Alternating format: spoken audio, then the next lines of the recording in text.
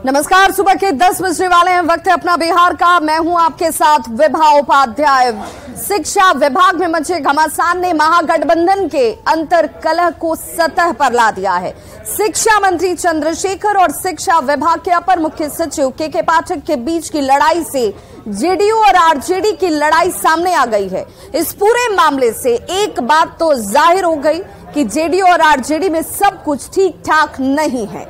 CM Nitish Kumar को लेकर RJD नेताओं के तल्ख बयान से जेडीयू और आरजेडी के बीच के संबंधों पर शक गहरा चुका है।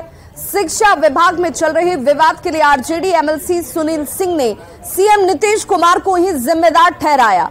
न्यूज 18 से बातचीत में उन्होंने आरोप लगाया कि मंत्रियों को साधने के लिए सीएम नीतीश कुमार यानी कि मुख्यमंत्री ऐसे अफसरों को लगा देते हैं। उन्होंने आरोप यहां भी तक लगाया कि सरकार ऑफिसर्स को हथियार के तौर पर इस्तेमाल करती है, वो भी अपने अपने हिसाब से। सुनील सिंह के पाठक और सीएम पर तंज कसते हुए कहा कि के पाठक इतने ईमानदार अफसर अगर हैं तो सीएम को उन्हें अपना प्रधान सचिव बना लेना चाहिए ताकि हर विभाग का विकास हो सके।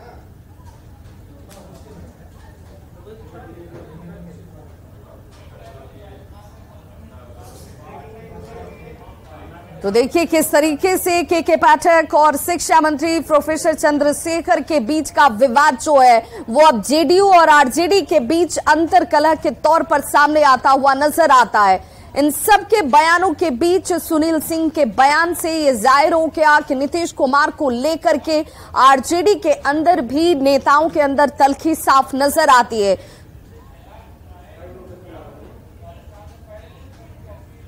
तो देखिए यह बिल्कुल सही नहीं है। इस राज्य के विकास के लिए अवरुद्ध होगा इस काम को।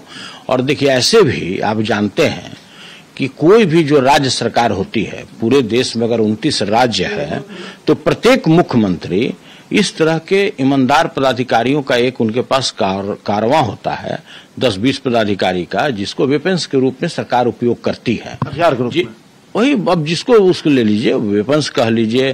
किसी मंत्री को सैतना है तो भाई उसको प्रधान सचिव ऐसा भेजा जाता है कि आप बोलिए रांची तो वो बोलेगा कराची, आप बोलिए आम तो वो बोलेगा इमली। मतलब इस तरह का सामंजस्य मतलब सामंजस्य नहीं बने, इस तरह का कार्य किया जाता है।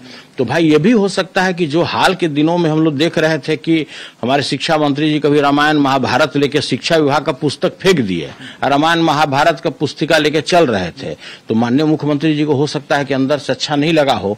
कहा कि माननीय मुख्यमंत्री जी के कार्यशैली के बारे में सभी लोग जानते हैं, वो बोलते नहीं हैं, अंदर से सब कार्य करते हैं। और आपने देखा भी होगा, हम भी बिस्कोमान में अध्यक्ष थे तो हमको भी सैतने के लिए सीके अनिल को भेजा गया था।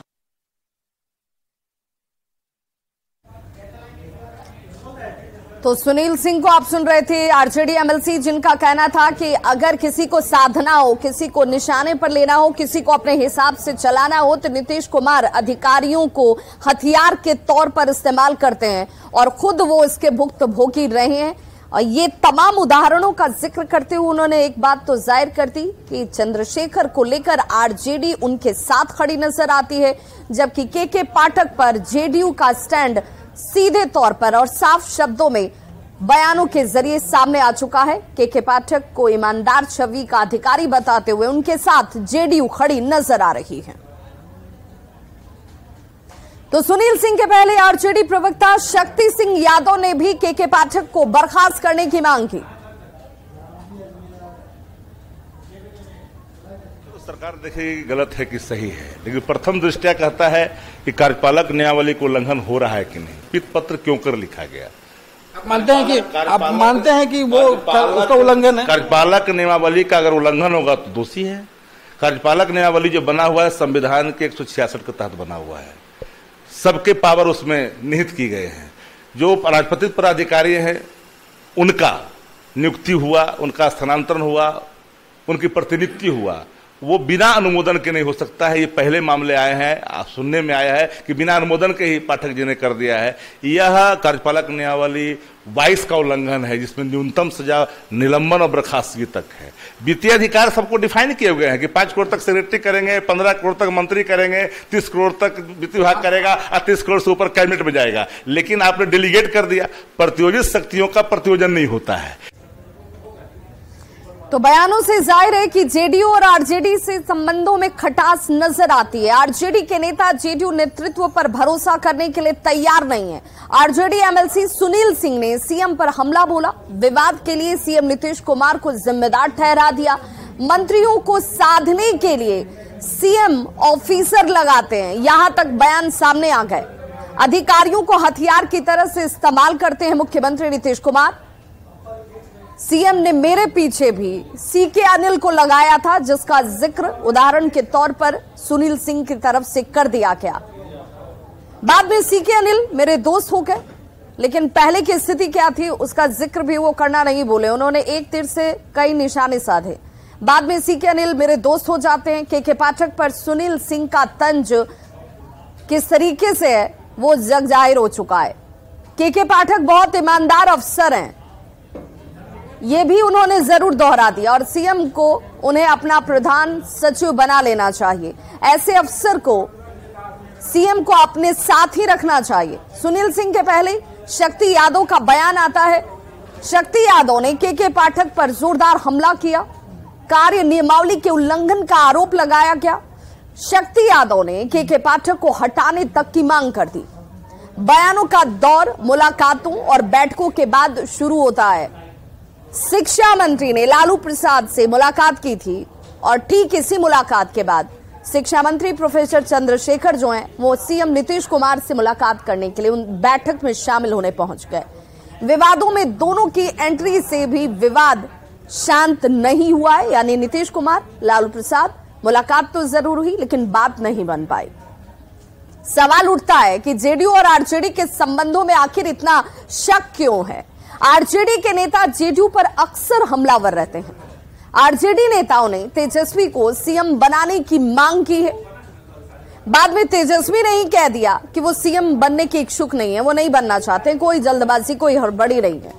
आरजेडी विधायक सुधाकर सिंह हमेशा से नीतीश कुमार पर जेडीयू पर हमलावर रहते हैं। उन्होंने कृषि मंत्री रहते हुए सीएम पर सीधे तौर पर हमला बोला था। पद से हटने के बाद भी उनके हमले बयानों के जरिए रुके नहीं, लगातार चलते रहे।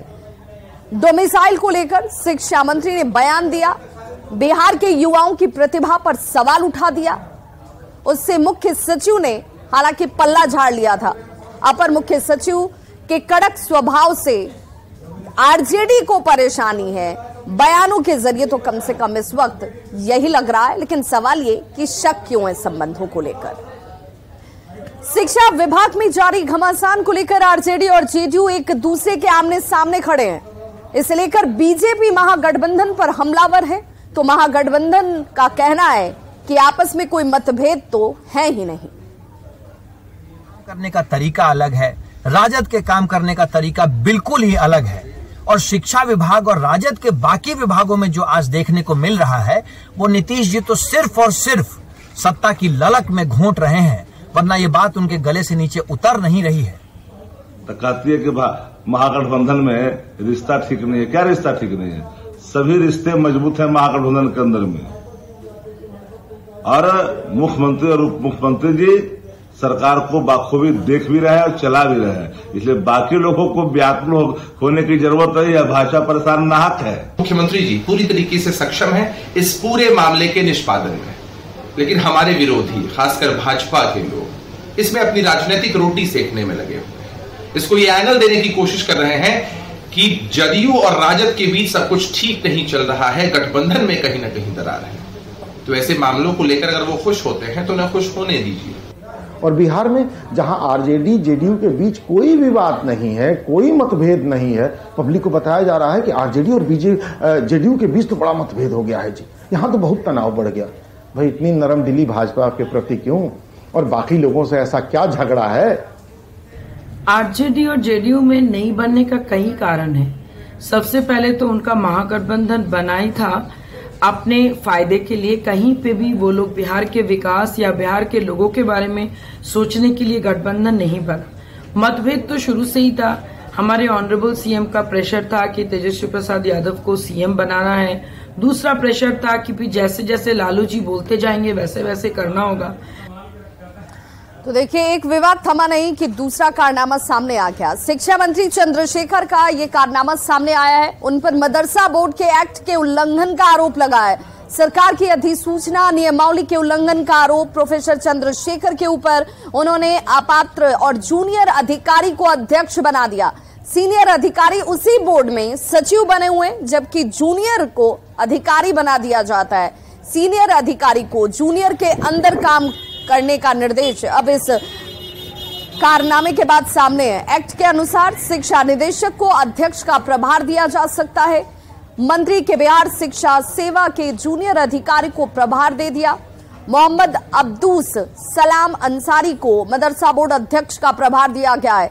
अंसारी वर्तमान में माध्यमिक शिक्षा के भी उप निदेशक हैं। आईएएस बीएएस को ही अध्यक्ष का प्रभार देने का प्रावधान पहले से तय है। मंत्री ने वरीय अधिकारी के रहते हुए बिहार शिक्षा सेवा के अधिकारी को यह प्रभार दे दिया।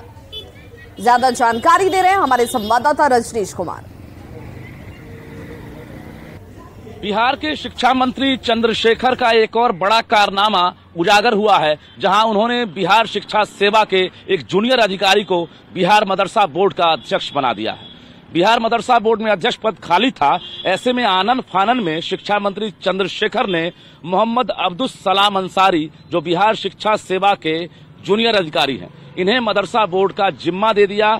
जबकि इसी बोर्ड में जो सचिव हैं वो अब्दुस सलाम अंसारी से सीनियर अधिकारी हैं।